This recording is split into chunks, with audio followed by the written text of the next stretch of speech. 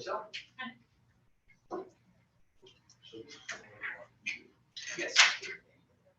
Yes. That has the link. The link is currently now on our website.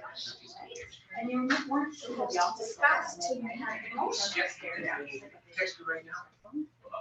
And if I'm not doing it right, I'll do it that way, and if it's not right, what are your notes for next time? Yes, now when you go upstairs, the 24 hours, it should be available for you.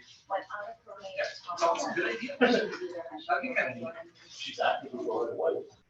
Trying to undo it, she's at 70. This would be a way for her to see. So, Right, that's what I was doing, not to her, it's directly, Yeah, I know. but in my head.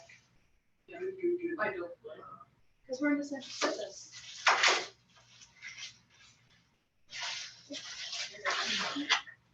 Anyway, it's fun. So yeah, I'm sure you're getting those cuts of shame.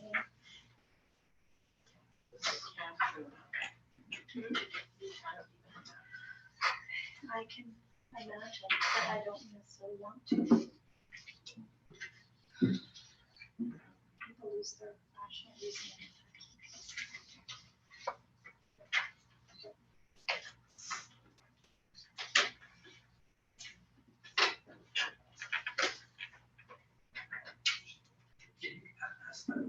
Absolutely. Perfectly appreciate it.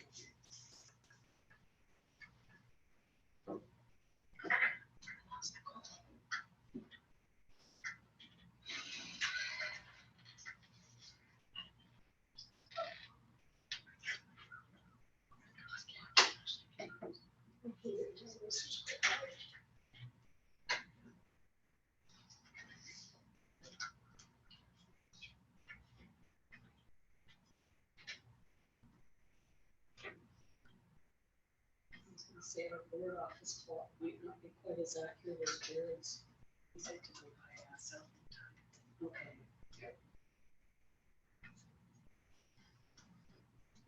This is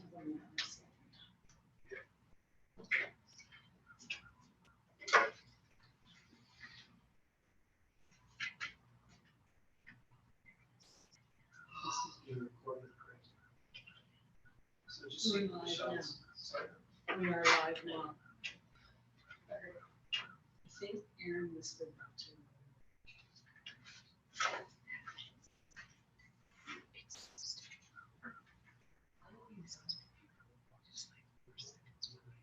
No. 0 people are watching, started streaming 2 minutes ago. Thank you. You're way better. We kind of got let down. Yeah, exactly. Not really, that works for me. And there's a gap, there's like about a minute gap or something. Okay. but I think Steve was just talking, they can view it like tomorrow. or something. Yeah. I should subscribe to this Peace River North YouTube channel. We lost Nicole. I listed Wait, it. just because she turned off her video? Oh, yeah, she's still here. All right, it is 6:30. I'm welcoming you to a Zoom meeting. Those people that are on our public distribution list were given the opportunity to join us by Zoom. And this meeting is the board's first attempt at live streaming. So if you're out there watching, we ask you for your patience. We're not used to our meetings being live streamed.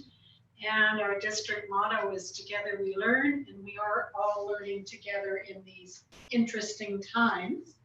We will look to down the road, continuing to live stream meetings and perhaps create a potential for them to be more publicly interactive. But this is our first opportunity to do live streaming. We are recording this meeting for 2 reasons. One, so that if there is ever a question about what took place at the meeting, we have the opportunity to hold on to that recording. And it also, by live streaming, we give the public a greater opportunity to see what is going on. So I will ask both our meeting participants and our trustees to make sure that you're speaking clearly.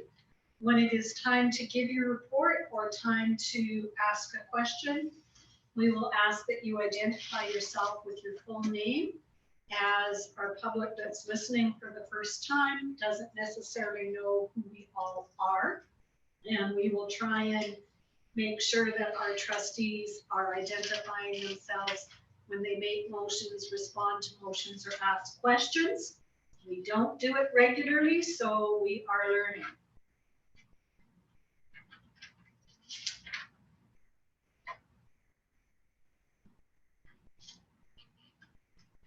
I'm going to do roll call now so that we make sure that we've established a quorum before we move into our regular agenda. So area 1. Madeline Lehman, area 1. Thank you. Area 2.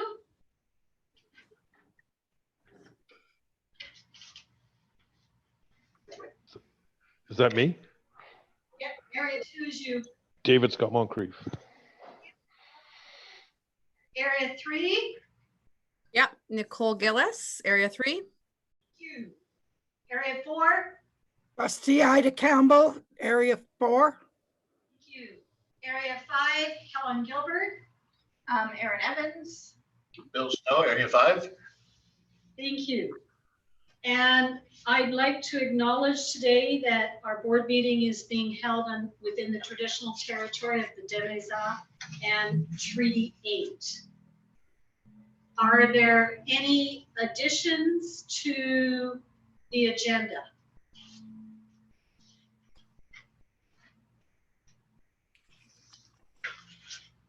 Right, I have a couple. One, under business arising, I'd like to add 6.3, which relates to the joint meeting between the school district and local government. And under new business, I would like to add a joint school district 59 and 60 meeting with our MLAs.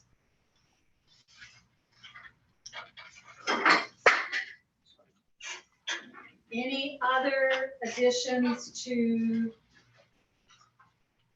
the agenda? I see no hands or hear no voices. Can I look to an acceptance of the agenda with those additions? Erin? Yeah, well, I'm accepting it. Okay. We're moving forward with the agenda as presented. We don't have any presentations or delegations. Let's ask now for trustee input and trustee celebrations. Who would like to go first? Ida? Unmute, Ida, please.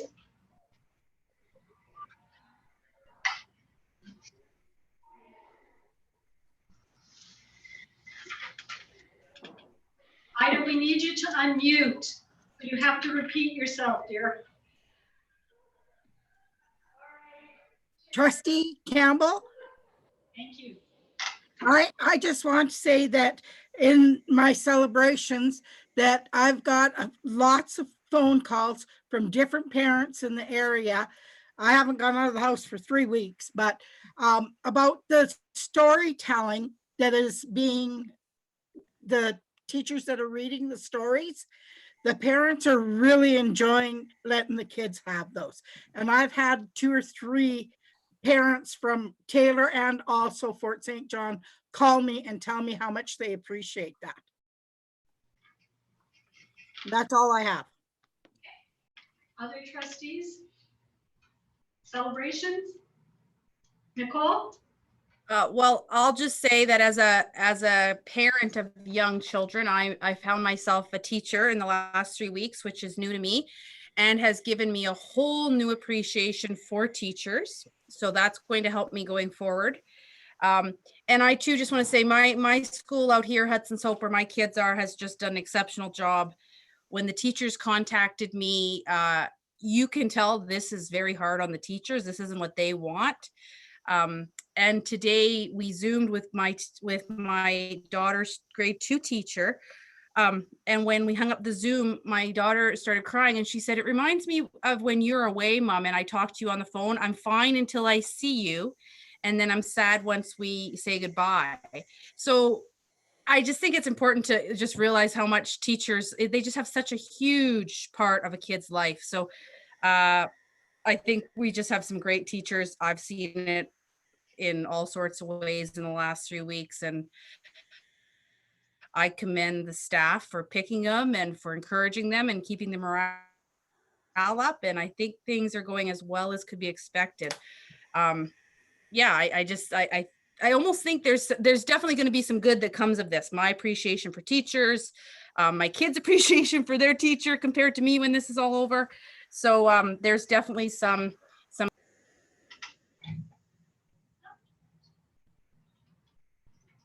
All right. Yeah, I was fortunate enough to be able to get to the Central Play, Beauty and the Beast, before all of this happened. And so, yeah, I'm really glad that we were able to do that, and you know, seeing Noel up front there. But and I can't, you know, Nicole said it, you know, I'm not a teacher, so I'm thankful that their dad is a teacher, because I have done a few days with the kids, and I have to say there's a reason I'm teaching adults and not children.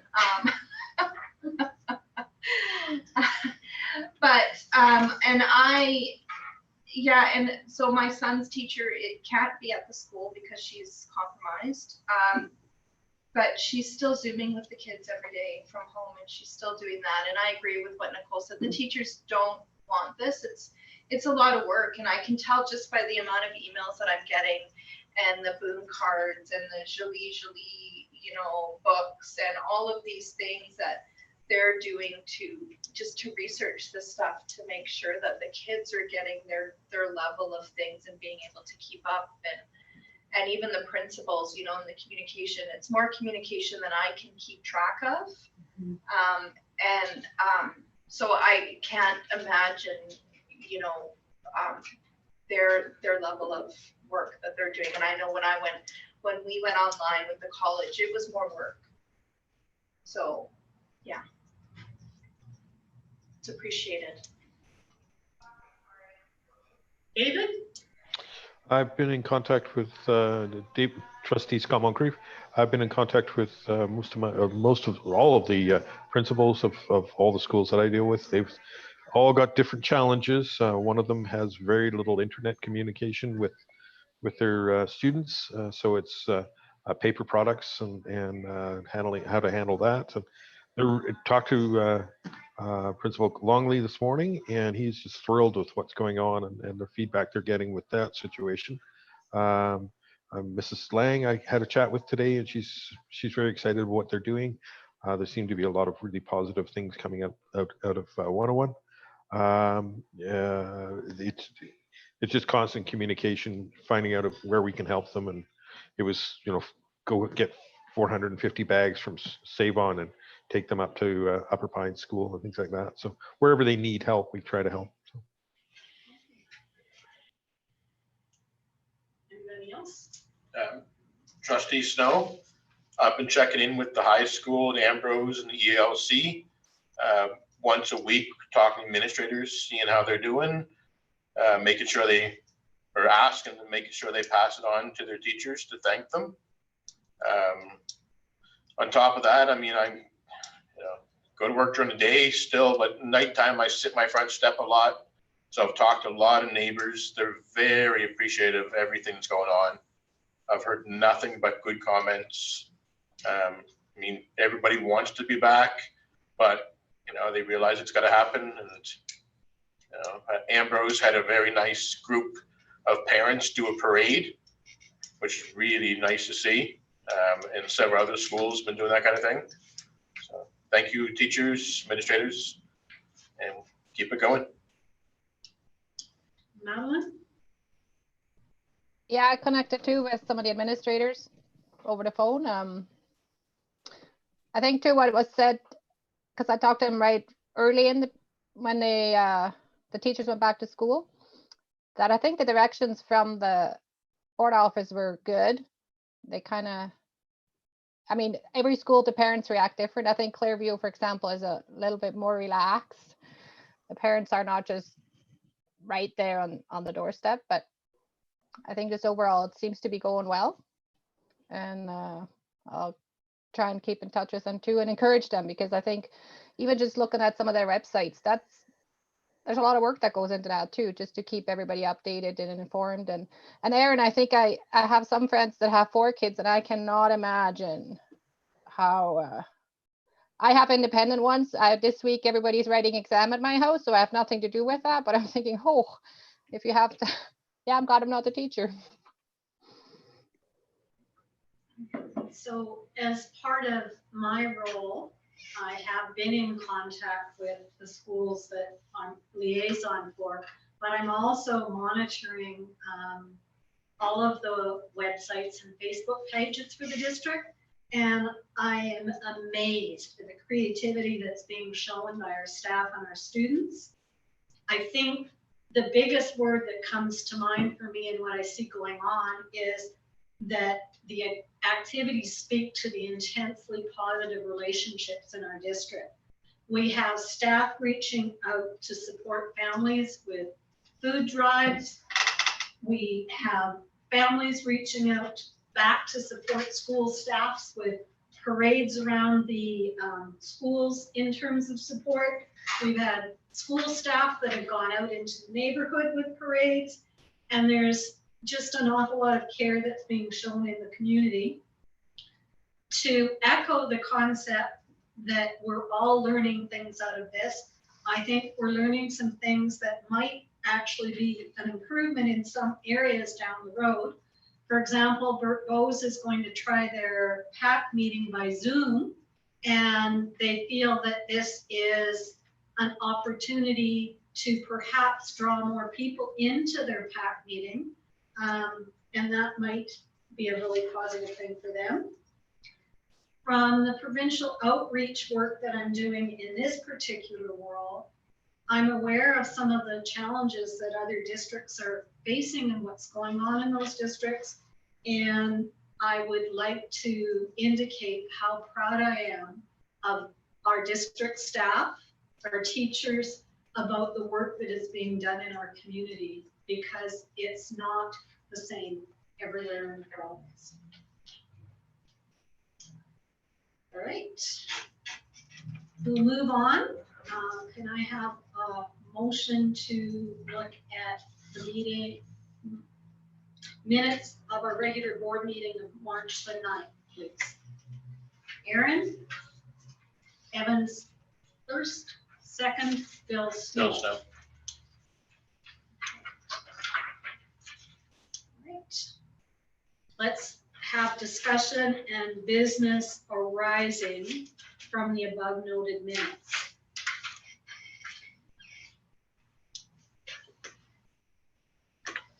Okay, so the first order of business is to look at policy 1000.1 on policy development, evaluation, and deletion. What did I miss? If to review the minutes, then we should adopt the minutes. We need a all in favor to adopt the minutes. Okay. We just did it differently before. Okay. Oh, I'm sorry. I apologize. That's fine. All in favor, please, and then we'll go to business arising. I could be wrong. Doesn't matter. I didn't realize that it was on the agenda under business arising from the minutes. I thought you had skipped. I apologize. That's okay. Doesn't matter. So okay. So moving on, we're going to take a look at this policy 1000.1 on development, evaluation, and deletion. This policy was developed and put out for notice of motion for reaction back from the public. We have not had any reaction back. So could I please have a mover and a seconder to adopt this as presented? Sorry, just an, what is it called? Point of order. This should actually, because it's a separate motion, this should actually be pulled out and separate and not under business arising. And I think it might be the same for the other one too. For the capital bylaw, they have to be separate. They can't be. Okay, business so we'll arising. pull both of those 6.1 and 6.2 out because they are separate motions. Yeah. All right, we'll take a look at 6.3, which I added, which was the joint meeting between school district and local governments. And Hudson Hope was going to host that. We started to do the setup of it. COVID-19 hit. And between Hudson Hope and myself, we have chosen to postpone that. And we're going to set it up when we are able to do face-to-face, because much of that point of that meeting is to develop relationships. And we're developing very different relationships by Zoom than we would in the opportunity for face-to-face contact. Before going back to the two things that we're going to pull out as separate motions, is there any other business arising from those minutes?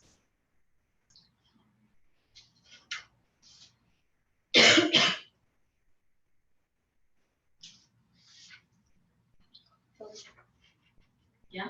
Just the website, how's that going? We haven't had, I believe the work's ongoing. We haven't had another meeting related to it yet.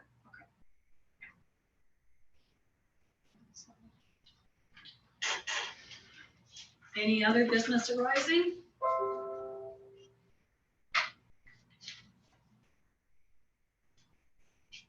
All right, let's move on and we'll go to all those in favor then of accepting those minutes as presented. We'll go back now to policy 1000, which is agenda item 6.1. Policy 1000.1 on policy development, evaluation, and deletion. I need a motion to accept that as presented. Erin Evans, Area 5, will make the motion. Thank you. David. Scott Moncrief, Area 2. Area 2 has seconded the motion. Any discussion? Calling the question. All in favor? That motion is done. Moving on now to the capital bylaw. And we are looking to pass this motion tonight, and we will need to do 3 readings of it. Could I have a motion to accept that the second and third reading are done in short form? No, we do that after the first reading. You did anything right to me. No, that's okay. That's okay. So we'll just do just go through I'm the going first to reading. proceed with the first reading then of the capital bylaw number 2021 CPSD 60-01 related to our capital plan that was presented for 2020-21. Want me to read it? I'm gonna get through it the first time. I might ask you to do the second and the third. Whereas in accordance with section 142 of the School Act, the Board of Education of School District number 60, Peace River North, hereinafter called the Board, has submitted a capital plan to the Minister of Education, hereinafter called the Minister, and the Minister has approved the capital plan or has approved a capital plan with modifications. Now, therefore, in accordance with section 143 of the School Act, the board has prepared this capital bylaw and agrees to do the following. Authorize the Secretary Treasurer to execute a capital project funding agreement or agreements related to the capital project or projects contemplated by the capital plan or the capital plan with modifications. Upon ministerial approval to proceed, commence the capital projects and proceed diligently and use its best efforts to complete each capital project substantially as directed by the minister. Observe and comply with any order, regulation, or policy of the minister as being applicable to the board or the capital project or projects, and maintain proper books of account and other information and documents with respect to the affairs of the capital project or projects as may be prescribed by the minister. Now, therefore, the board enacts as follows. the capital bylaw of the board for the 2021 capital plan as approved by the minister to include the supported capital projects specified in the letter addressed to the secretary, treasurer, and superintendent dated April 20th, 2020 is hereby adopted. This capital bylaw may be cited now as School District 60, Peace River North, capital bylaw number 2021 and CPSD 60-01. So could I please have a motion to accept this first reading of the budget? Those not here, fine. Anybody else out there? Okay, go ahead, Erin. Then we have to vote in favor. I need a second. Oh, Madeline. I did. I second Madeline Lehman area 1. All in favor? Now, could I please have a motion to do the second and third reading in short form, and I will ask Trustee Evans to do that.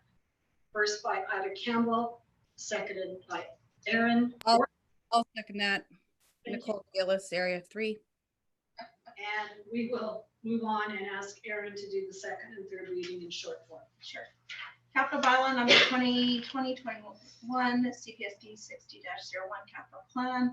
Whereas in accordance with section 142 of the School Act, the Board of Education of School District 60 has submitted a capital plan to the Minister of Education, and the Minister has approved the capital plan. Therefore, in accordance with section 143 of the School Act, the Board has prepared the bylaw and agrees to do A, B, C, and D. And therefore, the Board enacts as follows: number 1 and 2, read a second time the 20th day of April 2020. All in favor?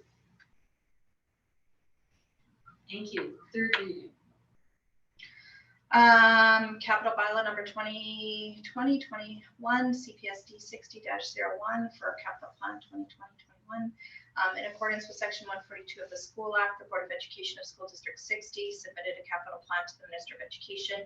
The Minister has approved the capital plan. Now, therefore, in accordance with section 143 of the School Act, the board has prepared this capital bylaw and agrees to do A, B, C, and D.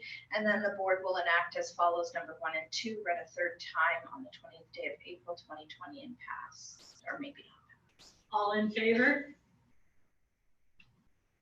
That piece of work is done. Can I get motion to approve the excerpts of the in-camera board meeting of February 24th? So moved. Thank you. Seconder, please. I'm sorry, point of order. Okay. I apologize.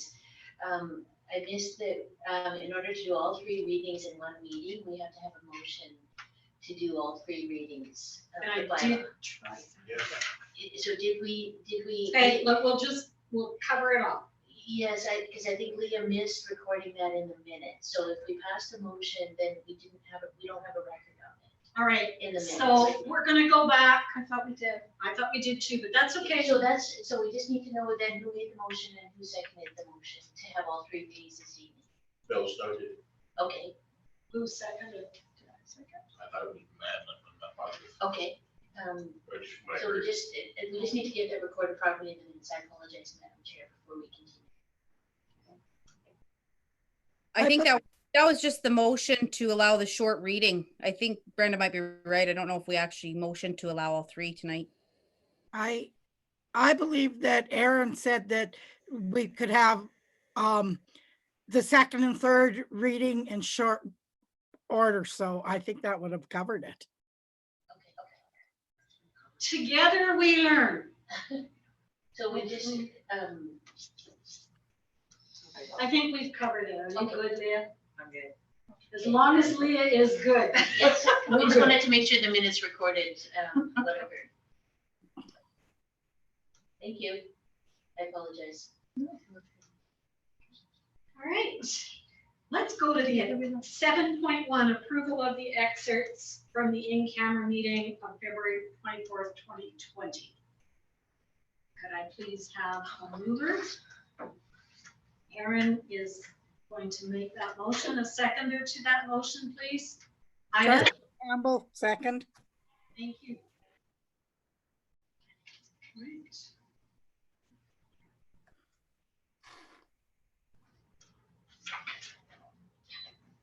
All in favor? Moving on to announcements and reminders. One of the things that the district has done in the past and been part of is been BC Workers' Day of Mourning will be on April 28th this year. You notice that we put the online connection to that for you so that if you choose to observe a moment of silence at 10:30 with other people throughout the province, you can do that. We also added some events that you'll notice that there are question marks beside. We put the dates in there for your calendar, but obviously with the COVID-19 situation and suggestions around sizes of audience that we can have for sizes of audience for gatherings that will be approved by the county officer. We're not really sure which of those events will need to be held, but that does give you the dates. Are there any other additions to announcements and reminders? I have a question, Helen. Okay, go ahead, Madeline. What's the plan on the SUPAC? Is that Zoom as well? It will be Zoom, yeah. Board office Zoom. I was going to ask that about the SUPAC. Are we able to come to the board office if we need to? Yeah. And then is the Zoom's going to be in here, right? I expect. Okay. Trustee Evans, do you plan on doing that? Yeah. I'm not able to. It's not you. It's not you. David, are you able to do that Sorry, the next one. Zoom meeting? Yes, I will be.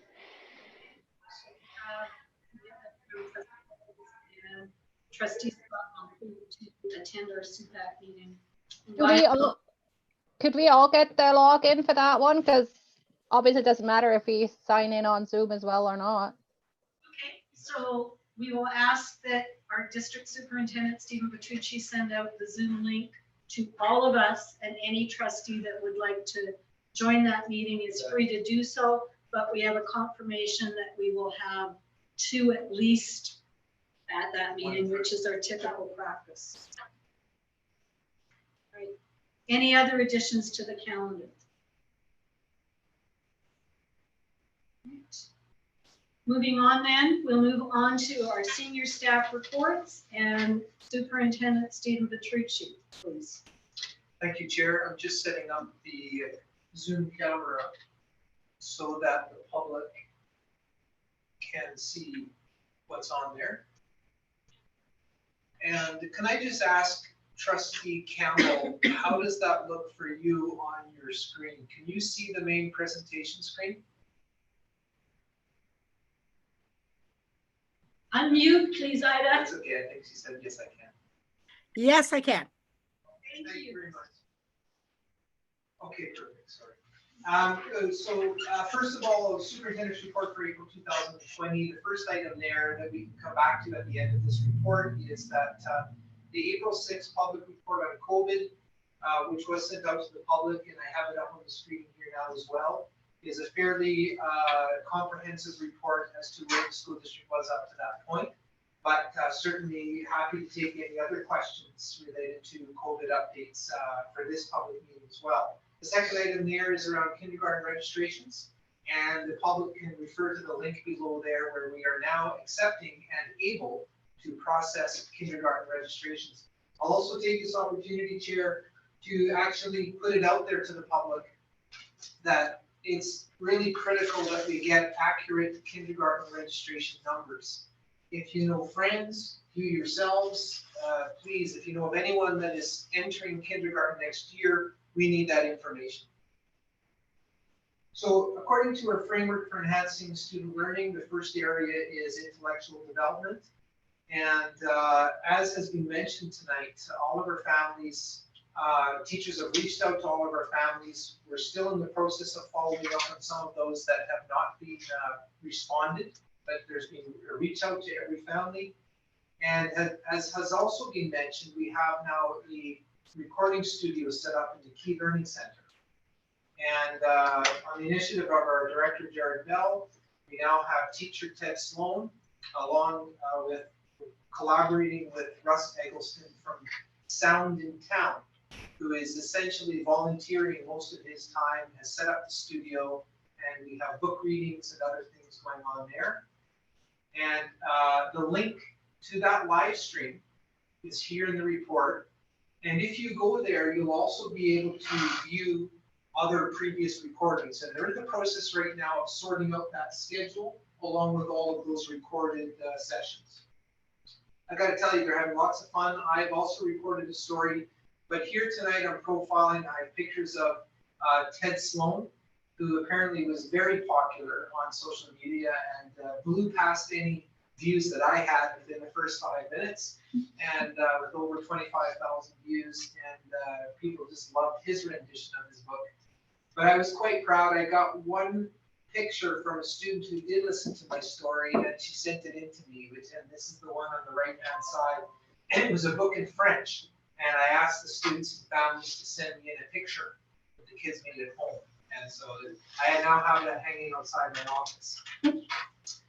As you can see here, I apologize for the small images, but former Superintendent Dave Sloan, as well as teacher Ms. Mackey and our board chair Ms. Gilbert, you can see in these pictures, are also recording books. And Chair, can you remind me how many readings they already have? When I was there today to do my second, they told me they already have 50 readings. So we may even get to the point where we can live stream 2 a day if we get ahead of the situation. So that was news to me, and clearly there's a great interest out there in the system to provide some of these readings. I have extended that invitation to our local president, Michelle Lee, as well, so we'll get her in there too. Pleased to report here kind of an example of what's happening out there in the field. And this is a particularly heartwarming story because it was a student that moved out of the district and was unable to register in her other district. But what's interesting is sort of to really see, what does this look like? What could this look like out there? So I'm going to show you a short clip from kindergarten teacher Mr. McComb from Margaret Murray Elementary School. Hey monkeys, Mr. McComb is here to remind you that we have got a long weekend coming up. We've got Easter holidays coming up. We've got 4 days off of school. Now we haven't done calendar together in like a month. So we're going to try and do calendar right now together. Now, before we left on spring break, we've been in school for 113 days. And then spring break ended all the way back here. So this was day 114, 115, 116, 117, 118, 119, 120, 121, 120. I'll pause there. You get the idea. Those of you familiar with calendar time in primary and having been a teacher and administrator in elementary school, I often ran calendar myself, and that's a really important part of the day to start in the morning. Anytime that you can offer some kind of routines, family is very well received and important. So as part of this lesson, Mr. McComb also did some skip counting and some ones and tens and numeracy skills. And so this lovely little student who had moved away from our district, but this was still her only connection to a teacher and to an education program, the mother took a video and sent this back to the school and to Mr. McComb. Here it is. Hi, so made the calendar sticks like yours, but it's just a little bit different because I have different colors. So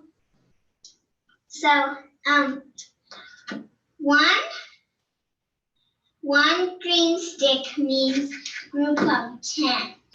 Okay. One purple stick means a group, 10 groups of 10. Okay. So put one here. That means? It's 100. Okay. So I encourage you, I won't show the whole thing. It's not very long. A couple of things I noticed here educationally. First of all, it was great to get some feedback from the students. So that gives something to teachers to consider in terms of formative assessment. The other thing I noticed is that these two have really nailed what is the sort of perfect timing of these kinds of videos and lessons, and that is that they're brief. So Mr. McComb, he did his entire calendar as a 3-minute video. Anything longer and you start to lose people. And all that this teacher needed to see was a brief upload from a student And so for many reasons, this is a great example, I think, probably a highlight of some of the learning that's happening out in the district.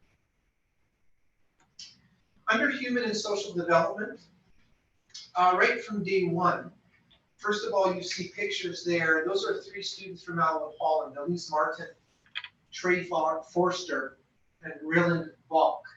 And right away, when this all started, those students, along with their teacher in class, created posters that they posted. They took pictures, they put it out in the public to express their appreciation for our first responders.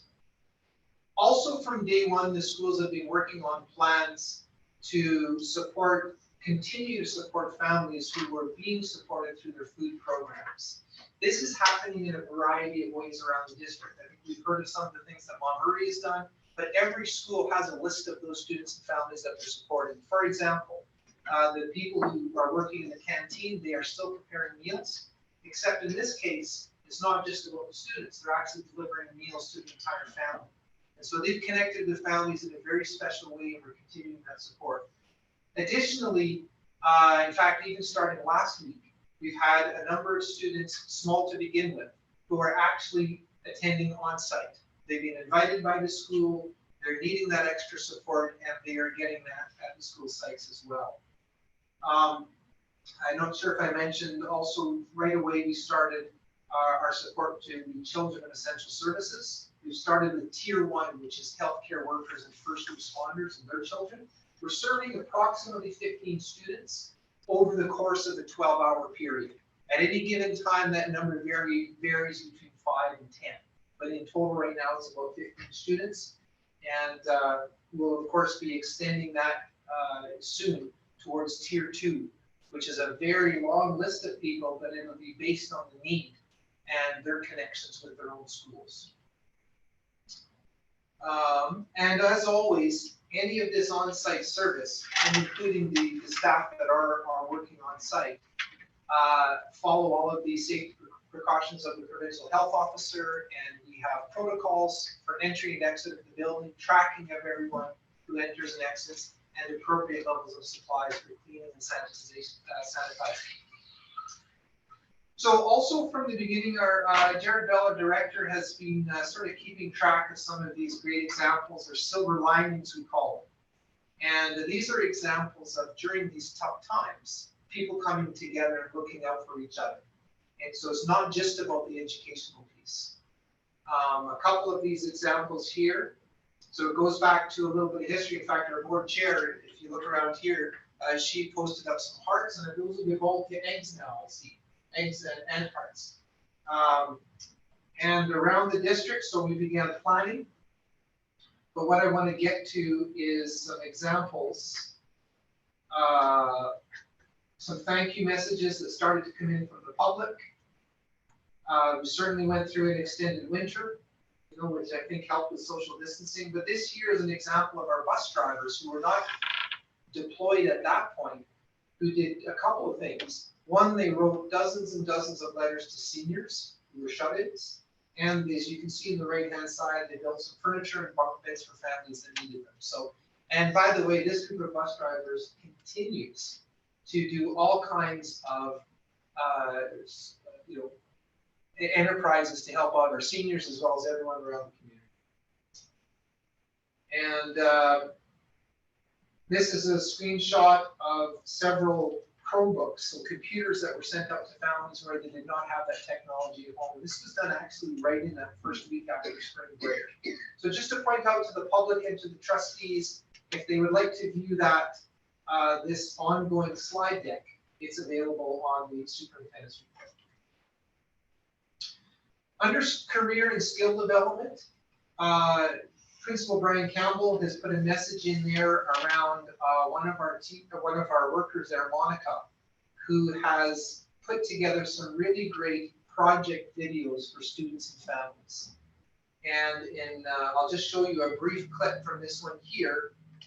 By the way, these videos are also accompanied with an actual lesson plan. So Elaine McEachran, one of our teachers who works part-time on EBSD initiatives, is providing a lesson plan.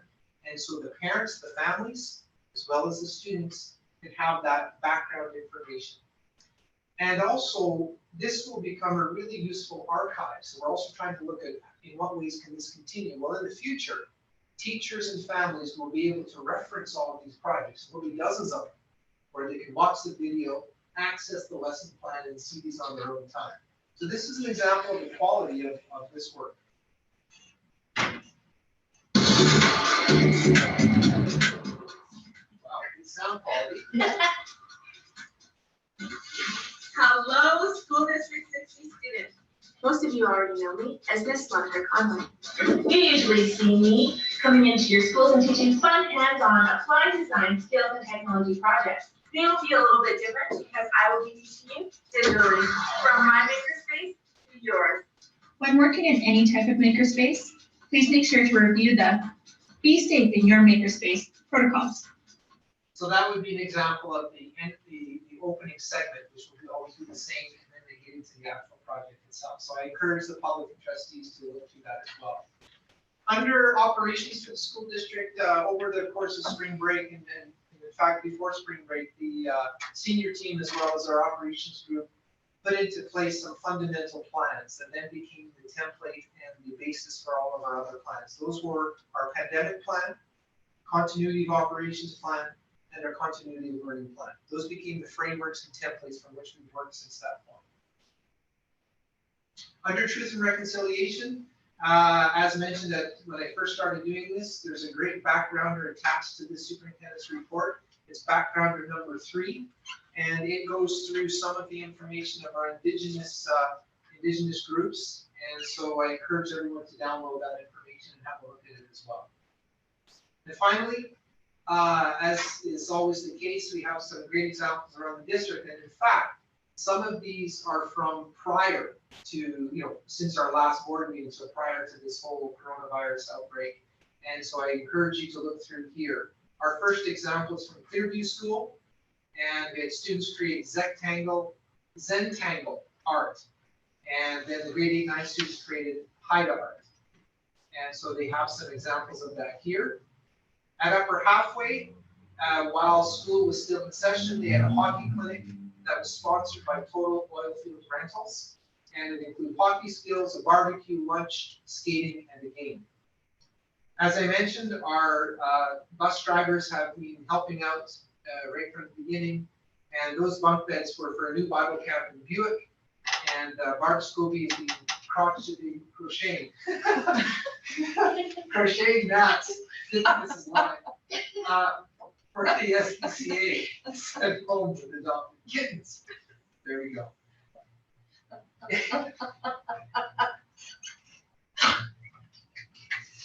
Okay.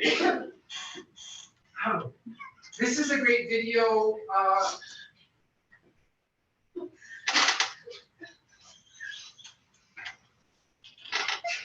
My apologies.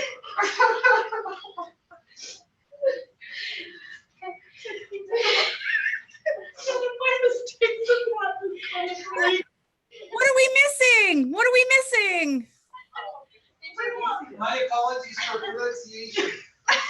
I think you knew we all needed a good chuckle at this time. Northeast staff, as they were putting together their plans, they wanted to put out this video, and I'll show you a brief clip of it as well. Students, your favorite people here. We just couldn't go another day, after spring break that is, without saying hey.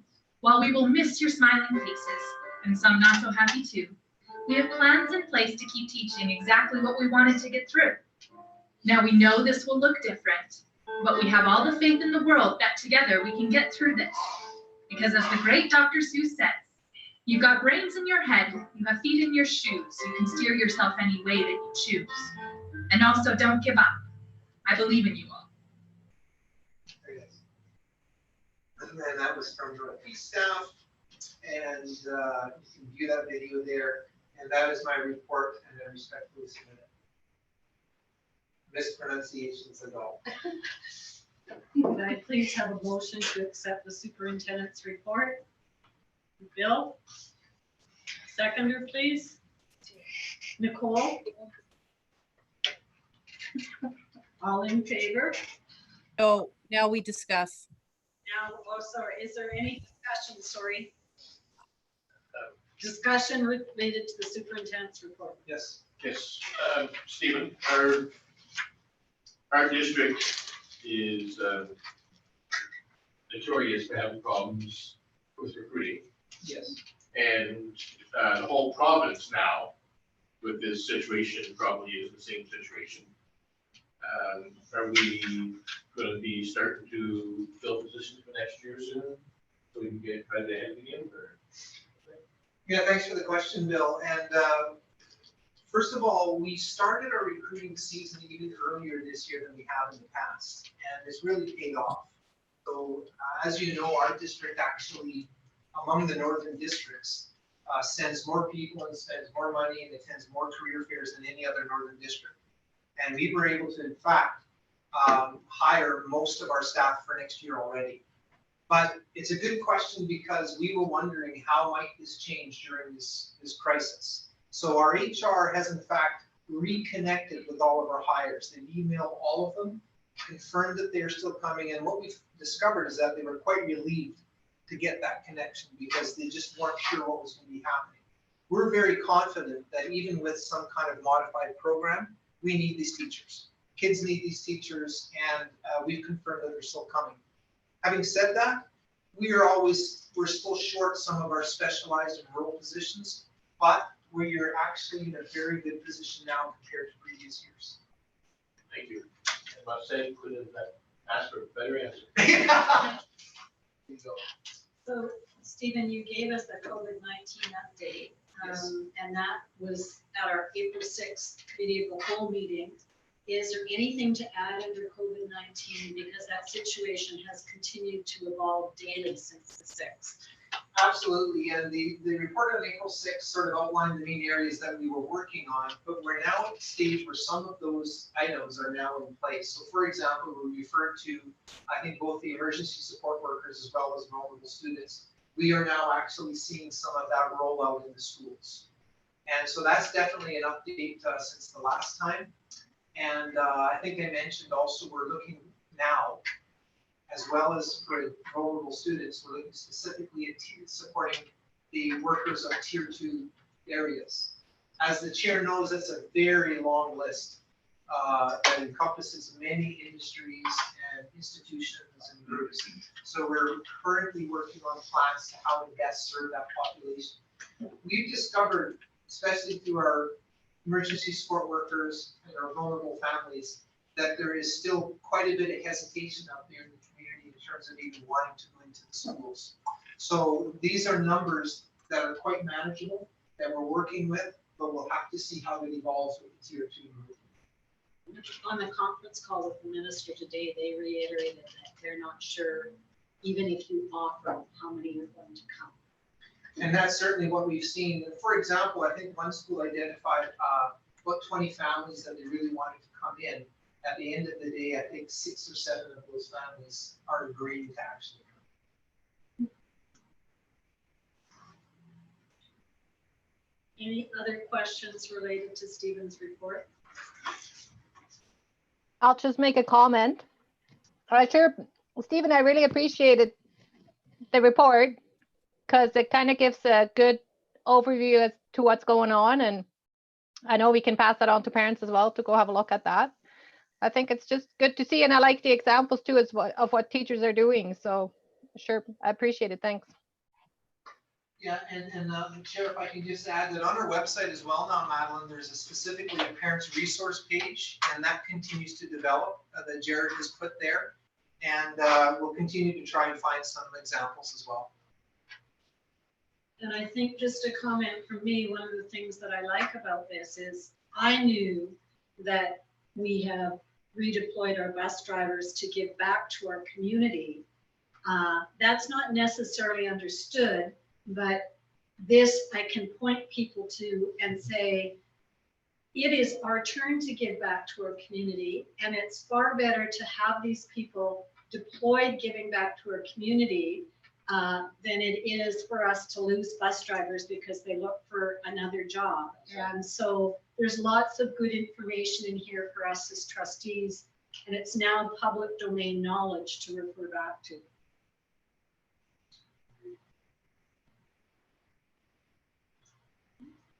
Any other questions? Then we'll call the question. All in favor of accepting Stephen's report as presented? Moving on to a report from our Secretary Treasurer, Brenda Cook. Thank you, Chairperson. So the first item on my report is the financial overview to March 31st. So, Sorry, Brenda. can you just oh, speak up a yes, little bit? sorry. It's not going to be nearly as fun as Stephen's report. So financial. Yeah, don't fudge the numbers. Yeah, I always mispronounce a few anyway. You know, I knock off a few million or I add a few million. So I'll try not to. The financial report to March 31st indicates that our operating revenues are $47,907,413. Our salary expenses are $32,482,935. When benefits are included, that brings our salary benefit expense to $39,653,369. Services and supplies to date are $6,962,274 for total operating expenses of $46,615,643. Next, we have the capital purchases from operating expenses at $1,296,896, leaving a small net operating revenue of $5,126. So generally, because March is only a partial operating month, we usually see reduced expenses in the month of March because of a 2-week spring break. So I also wanted to do an update on the amended annual budget that projected our expenses as of January 31st. So I also did an update on the annual budget.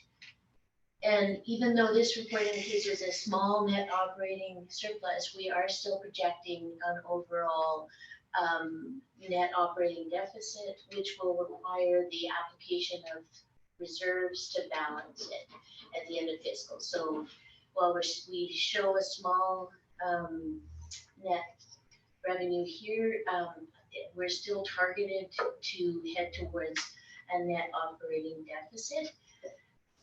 So this report and my estimation is just at the end of March. It will remain to be seen how COVID affects our overall financial status. So early indications are that, well, some expenses are a bit less than we would normally incur between now and the end of June.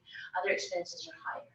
So I feel confident that we will be fairly close to what the amended annual budget indicated in February that was presented to the board. So that is my financial report. Next item on my report is just the Human Resources support staff summary, and that is everything that I have on my report this evening. Thank you. So can I have a motion to accept the Secretary Treasurer's report? Moved by Bill, seconded by David. Discussion? Yes, Erin. I saw your hand, but I saw David's too. I know, I can't have all the emotions. You can. I have a question. The summer program, is that gonna do anything this year for us, or is that been canceled this year, or what are we looking at for that? So current indications from the Ministry of Education are that districts should continue to plan for their summer programs, though they may look different this year than they would in other years. But the question that all districts are grappling with is normally school ends on June 30th, but what would that look like for Tier 1, Tier 2 support, or Tier 3 even, throughout the summer if the current state of the pandemic continues? So what early indications are from the ministry that they're feeling like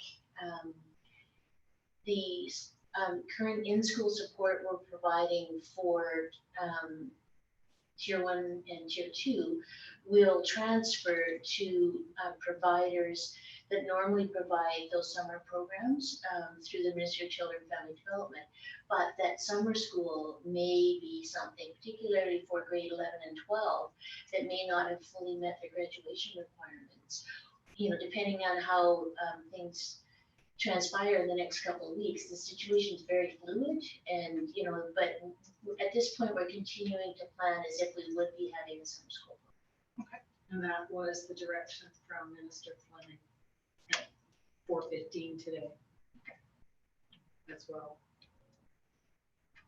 Any other questions for Brenda? Brenda, I had one. When I looked at your human resources support staff summary, there's only 2 people in layoff. Does that reflect the fact that we only had 2 people request ROEs during COVID-19? No. So this report does not reflect anything in regards to COVID. So we issued records of employment for those casual workers and TOCs, but we didn't actually lay them off. We didn't want to do a layoff. So we just issued their, so then they can apply for their federal benefits. So these particular 2 that are on the layoff report, one was from it was a leave coverage, and the person came back from leave. Okay. And the other one, the child moved away. So then there was no longer a need for that support worker. So basically, we don't have any regular support staff that shows layoff then. No. That was what I wanted to clarify. Yeah. Thank you. Right. All those in favor of accepting the Secretary Treasurer's report as presented? Thank you. Can I please have a motion to accept the minutes of the regular committee of the whole meeting from April 6th to 2020? Aaron, you can have a turn. Ida, second. Right.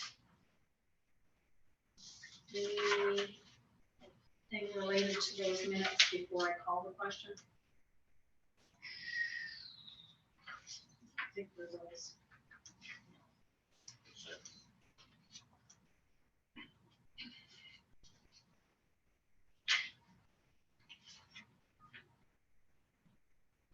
All right, I'll call the question.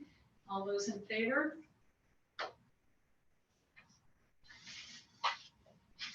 I don't believe we had any correspondence.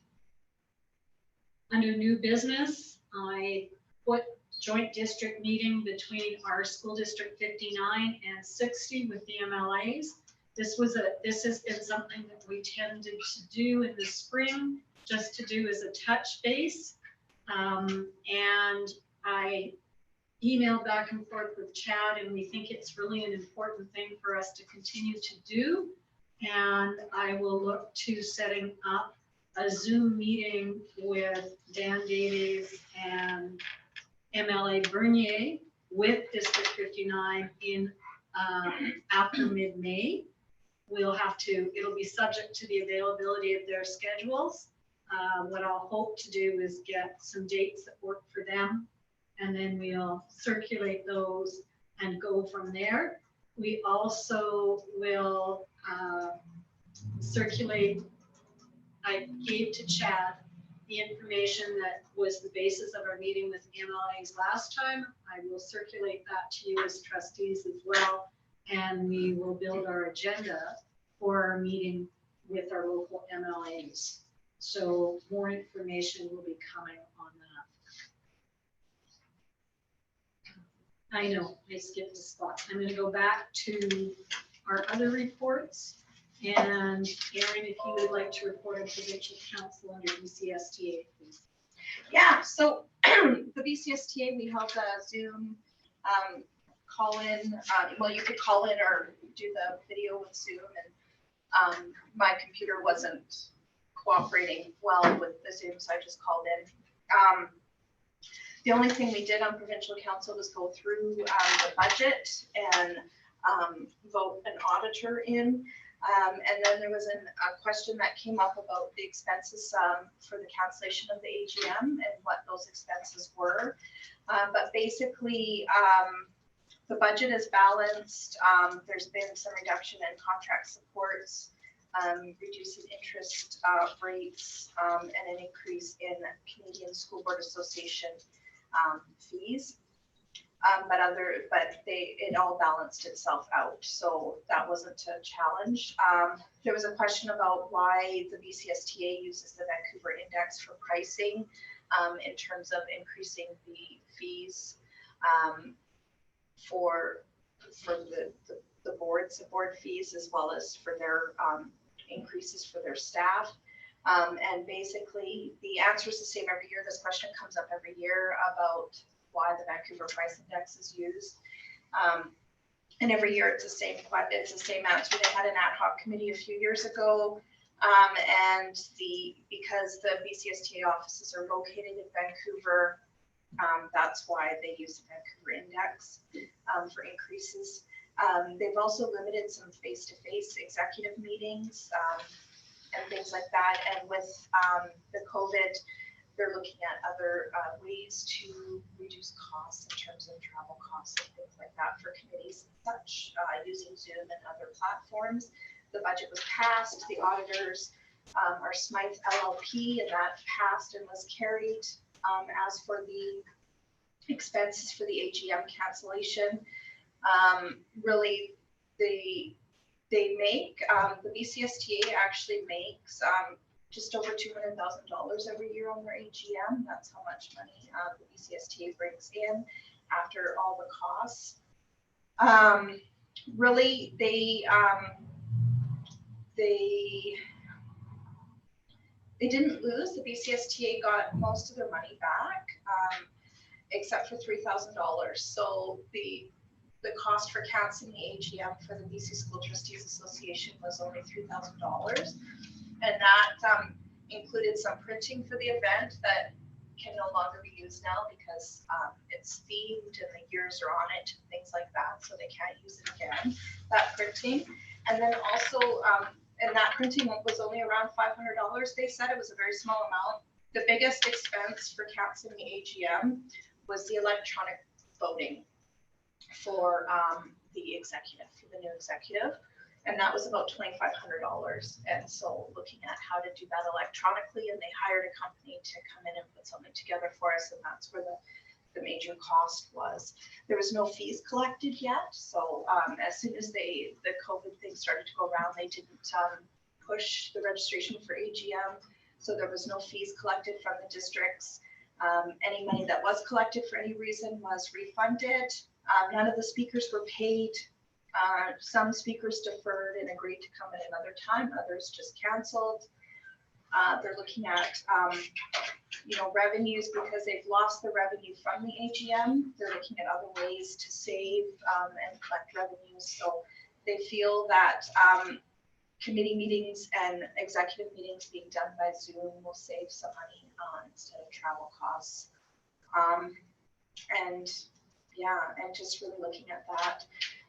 The Academy, they're still planning the Academy in 2020 at the end of November. That's still a go-ahead.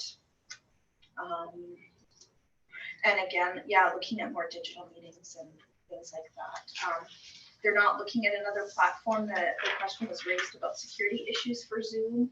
They're not looking at another platform. There is a business version that they're looking at that they have, and that is secured. So that was it, and then it was adjourned. It was about an hour and a half. Thank you very much for that report, Erin.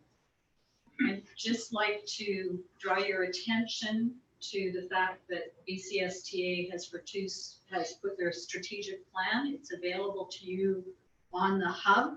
It is important for us as trustees to know the direction that the BCSTA has taken as members. It was also interesting to know and look at their format, because we will be looking at our own strategic plan, and they've got some nice ways of showing their timelines in there of how they chunk their work. So you've got lots of time at home right now. Have a read. All right. Moving on to BCPC, I have 2 items for that underneath that. As you know, when we're looking at ratifying our contract, there are both local items and provincial items, and that we did finish our negotiations with our pre-RNTA local last year. We had ratified our agreement as a board with our local. BCPC had ratified as well. Our PRNTA recently has undertaken their ratification vote, and it is done. And I believe it was a 97.5% to accept the agreement that was reached. So that is one thing we can check off our list. The other thing that I would like to report on, and we were asked to make sure boards were aware of, is BCPC and the BCTF have looked at our letters of understanding and our agreements related to classroom remedy. And our classroom remedy provisions will continue during COVID-19. So if you were getting remedy before, you will continue to get remedy. And one of the reasons for that is teachers are continuing to provide service to the students that are in their classrooms. So that service is still being provided, even though it might be in a different format. Also, as mentioned in the superintendent's report, we have students that have moved from our district and they're in limbo because with COVID-19, they cannot register yet in their own districts. And I know from reach out with the schools that for some of our students, they're lost. They're in a brand new community. They can't go to school. They don't know anybody. And the value of that connection, like you saw in that video with that little girl, able to reach back to Mr. McComb is just huge. So those are just a couple of the reasons that we would be looking to continue remedying those kinds of situations and for those kinds of reasons. And I thank our teachers for being proactive about that. So I did new business already. We'll ask for our update from our local union president, Michelle Reed now. Right, thank you, Madam Chair. So I was going to also report on our locally ratified agreements and committee. It was Wednesday, Thursday, Friday last week, and we had the vote. And I let the district know Saturday morning as to what the results were, and BCTF knows, and so we were very pleased with the 97.5 approval. I'm not sure the 0.5 comes from. Okay. So I also want to give a huge thank you to the district, people in this building, to everybody and facilities, to the schools, to administrators, to teachers, to QP, to Sabrina Emsley for getting to get all of the safety protocols in place for the district. And I also want to thank senior district staff around having the strategic planning sessions that we've had with all partners as well, because we wouldn't be able to do the job without our QP people, and the teachers have stepped up in amazing ways to do the work for students, and I'm just really thankful to be part of a district that is very progressive and very techy, and we're able to provide so many things for students. And you know, we offer the paper, the packages, we offer computers, Zoom, and we're offering in person as well. So I think that everybody's pulled together. These are unprecedented times. I don't know where it's going to be going in the next month or two, where we'll be in the fall. But as long as we keep communicating and that we're all working together, I think that's the best. Well, together we learn, together we work together. It's all about being together and supportive of each other, and being compassionate and caring and safe. Dr. Henry, she is saying every day. So I just want to thank the leadership here for that. That's all that I have. Thank you very much, Michelle. Now, we have QP local update. I don't think Maureen is online, so we'll move on from that. We also on our agenda have the opportunity for district Parents Advisory Council to give a report at this time, and I don't believe that we have anybody logged in from them. So we are at the stage where we look for questions from the press and public. And I believe Scott Brooks was intending to join us, but I'm not sure. Scott is going to watch the live stream. So I will encourage you, Scott, if you have any questions after watching the live stream, to email them to either Stephen as superintendent or myself as chair. And your trustees, I will just reiterate before we draw the meeting to a close, are here to serve you. If you have any questions, please feel free. Our emails are all on the website. If we cannot answer your question, we will make sure that your question is directed to the appropriate staff to deal with, especially if it's an operational one. Erin? Well, I was just wondering if we can get the chat, because right now the chat is disabled for the live stream, if we can enable it for the questions from public. We There's will. 9 people watching right now. So. We will consider that. We just really, for this first time around, wanted to try the live stream as it was. And we needed to make sure that we knew baby steps. And when we get to the point, especially when we're going to look at consultation with our public in relationship to the budget, that would be one thing. As we did our first learning, having sort of somebody monitor the chat as well was a bit of a task. And we also, because it is a new feature, will, in some of the things in the BCSTA document to guide, was to make sure if you do entertain chat and bring it on, you're really clear with our public about parameters, and that it's only comments on specific agenda items, and it doesn't become a forum where all of a sudden you could have a random question coming at you that people were kind of expecting a response to. The other thing that I didn't do, and I must apologize for doing, you will have heard me refer to through the meeting, to the mighty Leah. Leah is our recording secretary, and she is the person that keeps us as trustees on target. So thank you, Leah. I know that things were a little rambly tonight. We'll get better, because together we learn.